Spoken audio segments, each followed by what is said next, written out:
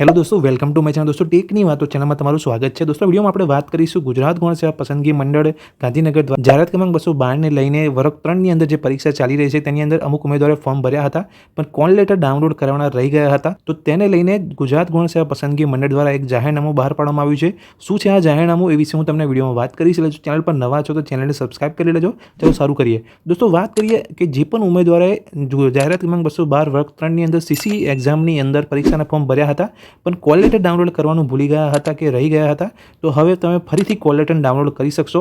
એ જાણકારી અહીંયા ગુજરાત ગૌણ સેવા પસંદગી મંડળ દ્વારા વેબસાઇટ ઉપર મૂકી દેવામાં આવી છે. તો જોઈ શકો છો જાહેરનામું જે જાહેરાત કરવામાં આવી છે કે કોલ લેટર ડાઉનલોડ કરવા અંગેની અગત્યની જાહેરાત છે. ગુજરાત ગૌણ સેવા પસંદગી મંડળ ગાંધીનગર દ્વારા જાહેરાત ક્રમાંક 212 ગ્રુપ એ અને ગ્રુપ બીની પ્રથમ તબક્કાની સંયુક્ત સ્પર્ધાત્મક પરીક્ષા અંતર્ગત ઉમેદવારોને 6/4/2024 સુધીમાં કોલ લેટર ડાઉનલોડ કરવા અંગે 31/3/2024ના રોજ મંડળની વેબસાઇટ જાહેરાત પ્રસિદ્ધ કરવામાં આવેલી હતી.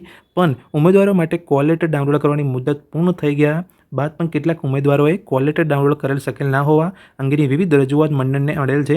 આથી ઉમેદવારોના વ્યાપક હિતને ધ્યાનમાં લઈને રજૂઆત બાબતે સહાનુભૂતિપૂર્વક વિચારણા કરી ઉમેદવારો માટે ઓજસ વેબસાઇટ પરથી કોલ લેટર ડાઉનલોડ પ્રિન્ટ કરવાની લિંક રીઓપન કરવામાં આવે છે, જેની સંબંધિત ઉમેદવારોએ નોંધ લેવા અહીંથી જણાવવામાં આવે છે. એટલે ફરીથી અહીંયા ઓજસ વેબસાઇટ પરથી તમે ફરીથી તમારો કોલ લેટર ડાઉનલોડ કરી શકો છો. જો તમે અહીંયા કોલ લેટર ડાઉનલોડ કરવાનું ભૂલી ગયા છો તો ફટાફટ જઈને ઓજસ વેબસાઇટ પરથી કોલ લેટર ડાઉનલોડ કરી લેજો. કારણ કે જો અહીંયા લિંક ઓપન કરવામાં આવી છે તે થોડા સમય માટે જ કરવામાં આવી હશે.